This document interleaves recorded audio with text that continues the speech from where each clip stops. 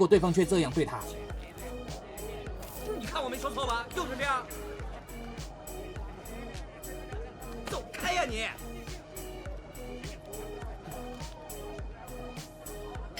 好，走开！哎，走了，一包烟算了，走吧走吧。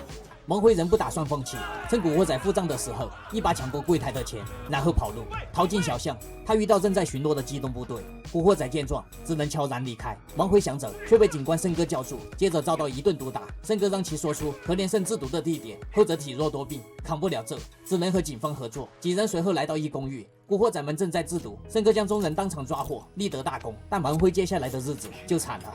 王辉，这臭小子，跑啊！往哪儿跑？出卖我！别动！想跑？放他走。